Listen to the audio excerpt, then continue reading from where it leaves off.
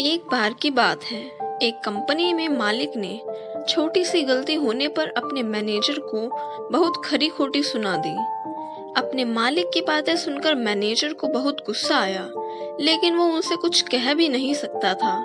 कुछ कहता तो उसकी नौकरी चली जाती। गुस्से में वो मैनेजर अपने मालिक के केबिन से बाहर आ गया और बाहर आकर उसने अपना सारा गुस्सा स्टाफ पर निकाल दिया, जिनका कोई कसूर भी नहीं था।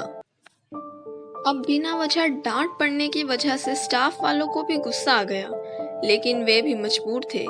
अपने मैनेजर से कुछ कह नहीं सकते थे। लेकिन अब स्टाफ वाले अपना गुस्सा किस पर निकालते? वे आपस में एक दूसरे से तो लड़ नहीं सकते थे, क्योंकि उन्हें आपस में मिलकर ही काम करना है।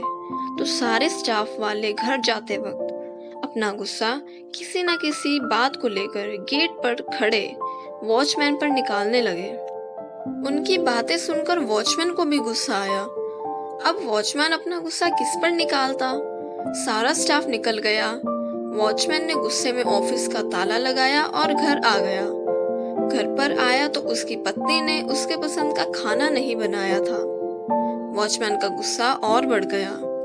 उसने ऑफिस की भड़ास भी अपनी पत्नी पर निकाल दी और उसे बहुत खरी खोटी सुनाई।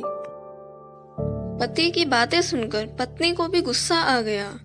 वो अंदर गई और उसने अपने बच्चों को एक जोर का थप्पड़ मारा और पढ़ाई न करने पर डांटने लगी। मम्मी से मार खाकर वो बच्चा गुस्से में घर से बाहर निकल गया। बाहर आकर उसने एक पत्थर उठाया और अपना गुस्सा निकालने के लिए उसे आसमान की तरफ फेंक दिया। वो पत्थर थोड़ा दूर सो रहे एक कुत्ते के सर में जा लगा। कुत्ता गुस्से में उठा और उसने इधर उधर देखा तो उसे दूर एक आदमी दिखाई दिया। कुत्ते ने सोचा कि पत्थर इसी ने मारा होगा।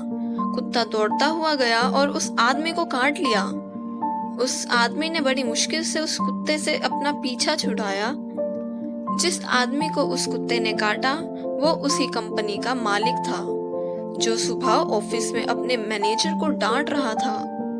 वो आदमी थोड़ी देर तक बस यही सोचता रहा कि आखिर इस कुत्ते ने मुझे बिना वजह काटा क्यों? रोज तो ये मेरे पास दुम हिलाता हुआ आता था, लेकिन आज इसे ऐसा क्या हो गया जो इसने मुझे काट लिया? हम जो भी कर्म करते हैं, फिर चाहे वो सही हो या गलत, उसका असर किसी न किसी तरह हमारी जिंदगी में पड़ता है।